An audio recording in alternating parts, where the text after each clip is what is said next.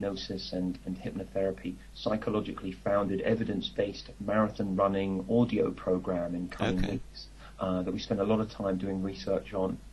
A big passion of mine, something that I love doing, and it's a real joy for me to be able to combine the marathon running with hypnosis and hypnotherapy and self-hypnosis processes. Love it. Because although I haven't done a marathon myself, I know quite a few people that have, and especially triathlons as well. And there is a certain amount of digging deep that needs to be done, especially when you hit a wall. And you need to get past that to keep on going. People are a lot more capable than they realise. Often, the tiniest sort of signs of fatigue and desperation in their head set off all manner of different catastrophizations that make them sort of give in. And sometimes the tiniest of tweaks in the way in which we respond and react and restructure our cognitions can make a huge amount of difference to our physiological responses. Now, of course, we don't want to do anything that's unhealthy or inherently problematic and ignore signs if they're telling us to stop. But I think we're far more capable and resilient a lot of the time than people realise. And have you seen those same techniques work as well for other sports as well, or are they specific? Yeah, very much so. Yeah. No, very much so. I mean, my interest is in running. I've had the opportunity to work with lots of people in other sports that I've just been too busy to be able to work with. But I certainly know, and I have great friends, and I've worked with a couple of golfers in the past. I've worked with footballers and rugby players and a couple of athletes. I've had the opportunity to work with some guys that do show jumping. Right. I turned down the opportunity simply because the sport itself sends me to the land of Nod. And so I just thought it would be slightly more appropriate for somebody else that had a modicum of interest in that kind of thing. So absolutely, not just as far as their form is concerned, but also as far as their mindset is concerned and their attitude. Attitude can affect so much. The people that really, I think if you look at research of the people at the top of their game, the vast majority of people that encounter sports do say, look, it's 50% physical, it's 50% mental. Yet if you look at the training schedules, for the vast majority of people, it will probably be 95% physiological training that they're doing, and very little actual time spent mentally training themselves and developing a mental skill set and a sort of psychological resilience and skill set that they can apply. Yet the people right at the very top, the people really performing, have sports psychologists and other such professionals on hand and do invest a lot more time making sure that their mind is in the right place as well. Yeah, you only have to look at someone like Tiger Woods to see how when your mind's on something else, it can certainly affect your game. And as well, Rory McIlroy, if you look at what he did in Augusta, where he just crumbled, and then how he reacted and responded and learned from it and developed a particular mindset to go on and win the US Open recently, wow. And at his age to do such a thing, brilliant. And I hope that more people become aware of and that we learn a great deal more about what he did psychologically. I hope they do. So you run a busy practice as well as having a host of products. If we were to borrow Michael Gerber's concept of how much time you spend on your business, in your business, what would you say the kind of ratio is there in regards to actually within the business and then actually working on your business and on your products? Well, this is something that's changed dramatically over the years. So today I work as a hypnotherapist in practice within my offices in the centre of Bournemouth 3 days a week, and I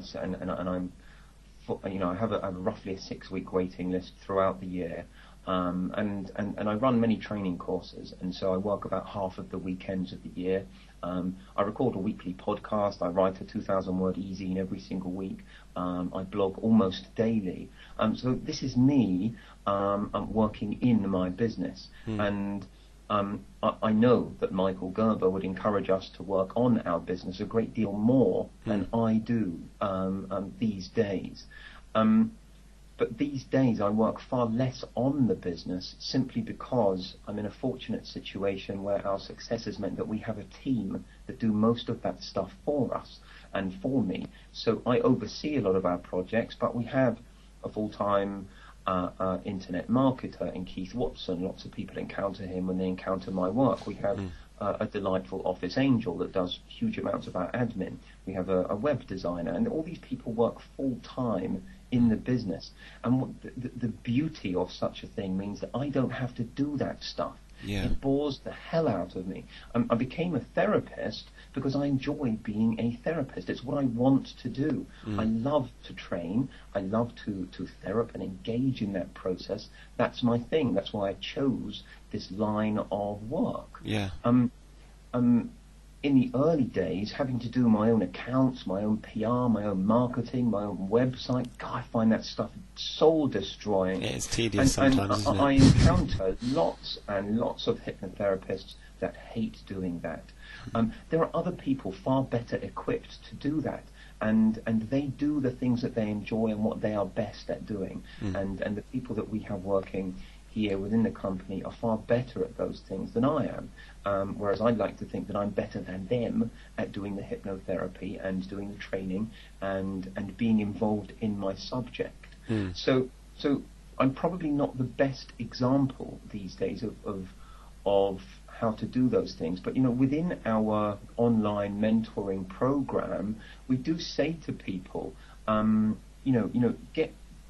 engage yourself with others that can profit and benefit from doing the things that you would prefer not to do. Yeah. Engage help and assistance and gather a team up.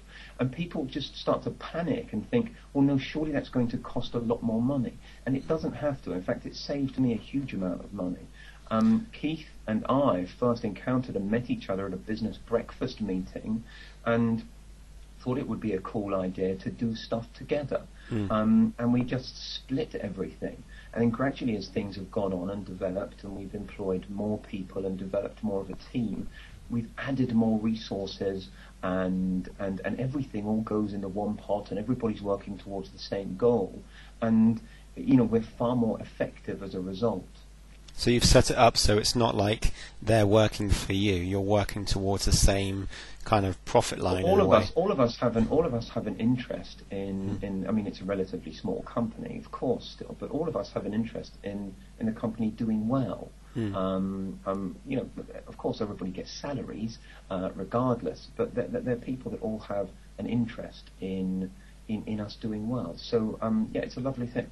And how long was that kind of transition whereby you're working on your own as a hypnotherapist, and then you progressed onto it being more a business where you had other products and revenue lines?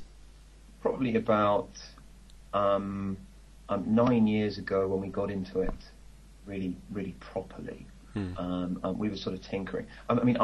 I ran seminars and courses right from day one. In my early days, I ran self-hypnosis seminars as an adjunct to my therapy work. Right from day one, I just thought it was incredibly important. It was my love, if you like. The self-hypnosis seminar that I first went on, I think, was where I really started falling in love with hypnosis, even more so than its ability to help me with my skin disorder. Okay. And in those early days, before I'd acquired any kind of acumen whatsoever, I was hiring rooms in some of the crappiest schools. I was running them in rooms above bars with 3 or 4 people as delegates, and it would be moderately disheartening, if I'm honest. So as far as seminars were concerned, they've been there all the time. But really being able to offer a suite of products and programs to supplement our income started happening probably about 9 years ago. And so some of the stuff I think that we sell today, some of it can seem quite a contrast in style and manner to the stuff that we produce today. Because over the years everybody develops themselves, everybody changes their perspective, and their experience alters things. And so, my approach changes. And I even have students that have been on my diploma course, say 6 years ago, that say to me, well, hang on a moment, on the course you told us this, and now you're on your blog saying that. And I say, well, heck, I'd like to think that you've developed somewhat in the last 6 years, because I certainly have, and I think it's incredibly important that everybody does. I mean, those of us that are hypnotherapists that belong to the NCH, you have to. It's obligatory for your membership to be maintained, for you to engage in continued professional development. Yeah, absolutely. And as a result of that and our own continuing education, of course, our perspectives change and so on. But coming back to your question, I'm sorry, I kind of digressed a bit. That's there. all right. We started really putting together the programs about 9 years ago. We made some huge errors in those early days with regards to how we did it and how we went about it. And certainly it gathered a lot more momentum after we've been doing it for sort of 2 to 3 years.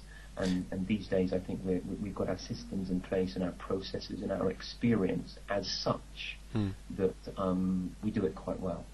Well, some of the products that you have, some in particular the self-esteem and the personal magnetism that you have, when you look at that in regards to the people that you work with, what do you notice any key differences between those people that have long-lasting change and those that have like an episode of change but ultimately would fall back into their old ways?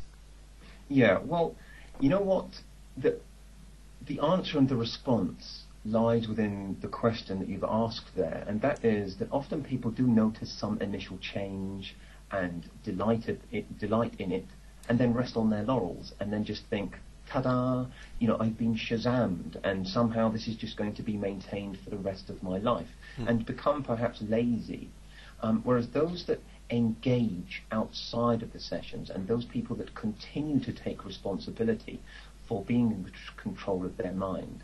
So, for example, some of the real basic cognitive restructuring type processes that are involved with the way in which people communicate with themselves when dealing with self-esteem and enhancing self-esteem, they'll do it as they're told to do, notice some change, and then think, great, I'm done, and then stop doing it. Yes. And then just become lazy and let their thoughts create problems for them again. And so as a result, that they're no longer being responsible for what happens and what goes on inside of their mind. They don't necessarily ensure that they continue to be adequately motivated and educated to do that. So part of the therapist role is to encourage that to happen and encourage that to continue to happen. And it doesn't matter, how many times I can wag my finger and